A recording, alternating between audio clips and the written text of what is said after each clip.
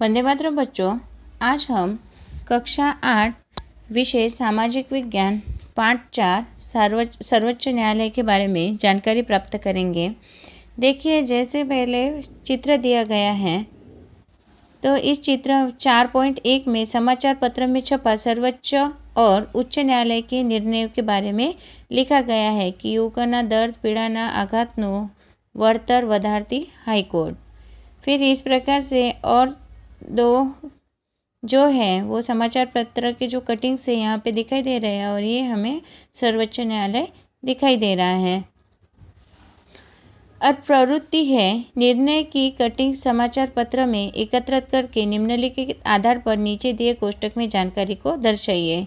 जैसे क्रम पेपर में आपको दिखाई देता होगा कि हर रोज़ जो भी बच्चे अगर पेपर या वर्तमान पत्र पढ़ते हैं तो आपको एक अंदाज़ा लग ही जाता होगा कि हर रोज़ कोर्ट के फैसलों के लिए कुछ ना कुछ तो भी लेख जो रहता है या फिर न्यूज़ रहती है वो पेपर्स में वर्तमान पेपर्स में आती ही रहती है और समाचार पत्र में।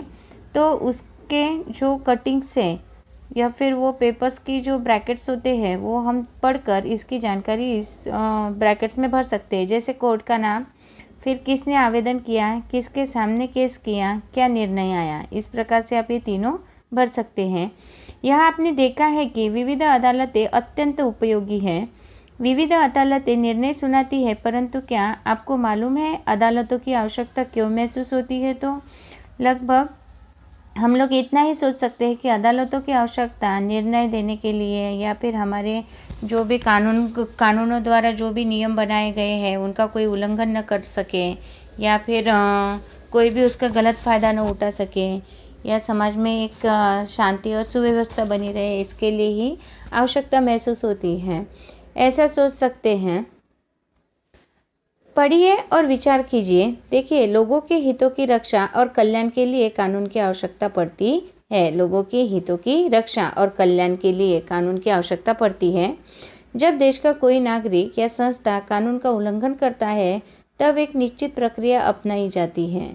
अर्थात किसी एक देश के नागरिक के द्वारा कानून का उल्लंघन होता है या फिर निश्चित या फिर और किसी प्रकार का अगर कोई भी कानून के प्रति जो दुर्व्यवहार है वो होता है तो तब एक निश्चित प्रक्रिया अपनाई जाती है।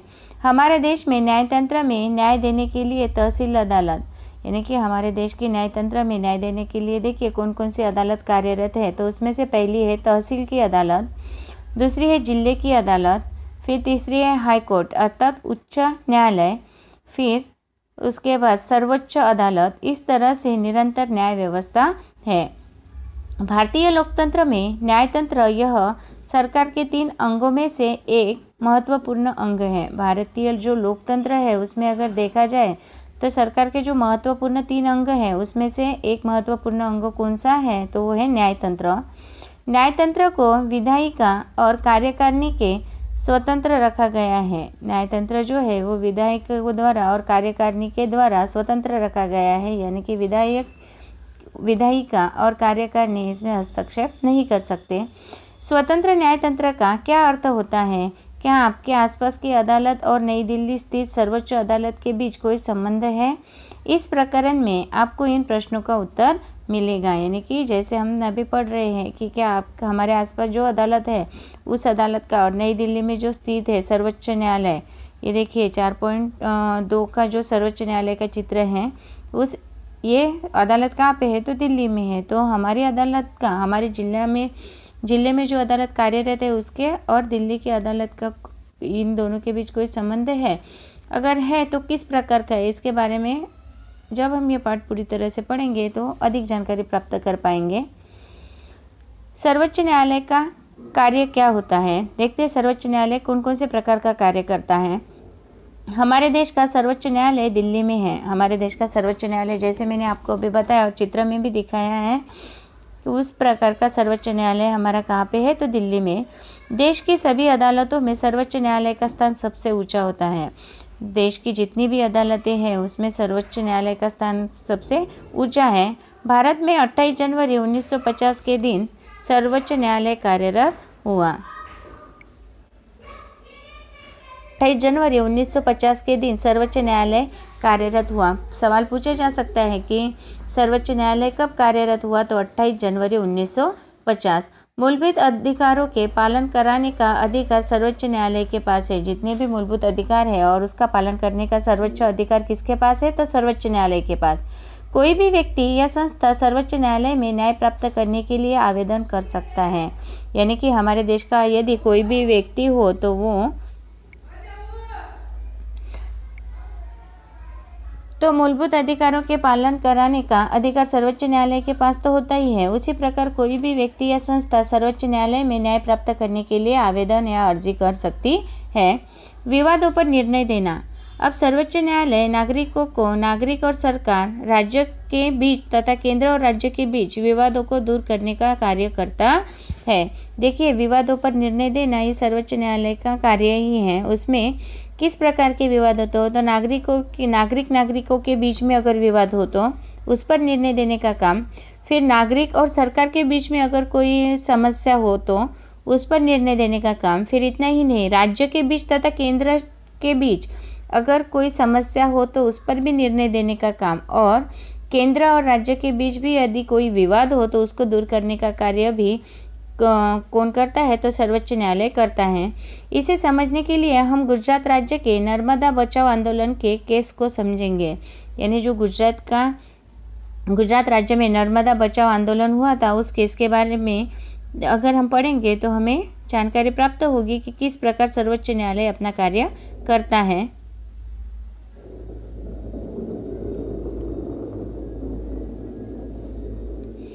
नर्मदा नदी पर नवागाम के पास बन रहे जलाशय के बांध की ऊंचाई 110 मीटर से बढ़े नहीं, उसके लिए मध्य प्रदेश तथा पर्यावरण की सुरक्षा करने वाली स्वैच्छिक संस्थाओं ने इसका विरोध किया। देखिए, बांध कहाँ पे बन रहा है, गुजरात में। कहाँ पे बन रहा है, तो नवागाम के पास। और उसकी ऊंचाई लगभग कितनी, 110 मीटर से और अधिक नहीं बढ़े, इसके लिए मध्य प्रदेश तथा पर्यावरण की सुरक्षा करने वाली जो स्वैच्छिक संस्थाएं हैं, इनका विरोध था। उनके मतानुसार इस बांध के निर्माण से वहां रहने वाले आदिवासियों को वहां से हटना पड़ेगा, इससे इनके मूलभूत अधिकारों का हनन होगा। और इन लोगों के मतानुसार, मतलब जैसे कि वो बता रहे हैं कि बांध का यदि वहां पर निर्माण हुआ तो वहां पे जो रहने वाले आदिवासी लोग रहेंगे उनको वहां से हटना पड़ेगा, इससे उनके मूलभूत अधिकारों का हनन किया जाएगा। राज्यों के बीच के इस विवाद का निर्णय लाने के लिए 8 मार्च 2006 के दिन सर्वोच्च न्यायालय में निर्णय देते हुए बताया गया कि बढ़ती हुई आबादी को ध्यान में रखकर यह योजना अधिक महत्वपूर्ण है। सरदार सरोवर के कारण सजीव सृष्टि और पर्यावरण में सुधारात्मक परिवर्तन होने की संभावना है। जैसे कि ये विवाद हुआ था और इस विवाद का निर्णय लेने के लिए, और ये विवाद किनके बीच का था, राज्य और राज्य के बीच में था। जैसे मध्य प्रदेश ये अलग राज्य और गुजरात ये अलग राज्य, उसी प्रकार के पर्यावरण की जो सुरक्षा करने वाली स्वैच्छिक संस्थाएं हैं, उन संस्थाओं ने भी इसमें, मतलब उस संस्थाओं की भी इसमें भागीदारी थी कि ये नर्मदा बांध जो है वो 110 मीटर से और अधिक बढ़े नहीं। तो इस पे सुनवाई देखिए, 8 मार्च 2006 के दिन सर्वोच्च न्यायालय ने निर्णय देते हुए कहा कि बढ़ती हुई आबादी को ध्यान में रखकर, यानी कि जो लोगों की संख्या बढ़ रही है उनको ध्यान में रखकर, बढ़ती हुई आबादी को ध्यान में रखकर यह योजना अधिक महत्वपूर्ण है। लेकिन ये योजना कैसी है, अधिक महत्वपूर्ण है। सरदार सरोवर योजना के कारण सजीव सृष्टि और पर्यावरण में सुधारात्मक परिवर्तन होने की संभावना है। उन्होंने कहा है कि सजीव सृष्टि और पर्यावरण में और सुधारात्मक, यानी कि और अच्छे तरीके से परिवर्तन होने की संभावना है। इस योजना से गुजरात, मध्य प्रदेश और राजस्थान के अधिकांश भागों में पानी पहुंचाया जा सकेगा और उस क्षेत्र में रेगिस्तान को आगे बढ़ने में रोका जा सकता है। अर्थात देखिए, इस जो नर्मदा बांध था, जैसे कि यहाँ पर चित्र में दिखाया गया है 4.3 में नर्मदा बांध का चित्र, तो इस बांध द्वारा गुजरात, मध्य प्रदेश और राजस्थान के अधिकांश भागों में पानी पहुंचाया जा सकेगा और रेगिस्तान में जो रेगिस्तानी भाग बढ़ रहा है तो उसे रोका भी जा सकता है।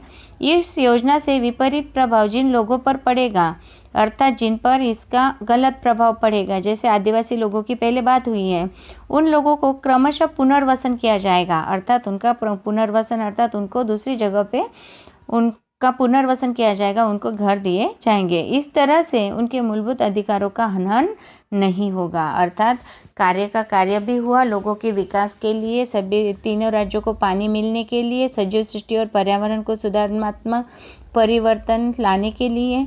देखिए कितनी सही तरीके से निर्णय लिया गया कि जो आदिवासी लोगों का प्रश्न था उनका भी प्रश्न इस तरीके से हल किया गया। प्रवृत्ति है, समाचार पत्र में आने वाले अनेक निर्णयों को नीचे के कोष्टक में लिखिए। जैसे देखिए, विविध निर्णय के प्रसंग, केंद्र और राज्य के बीच का एक विवाद कोई भी होगा तो उसको हम लिख सकते हैं। दो राज्यों के बीच का विवाद, जैसे नर्मदा सरोवर का जो विवाद था वो इसके बीच आ सकता है। दो नागरिकों के बीच कोई विवाद हो सकता है।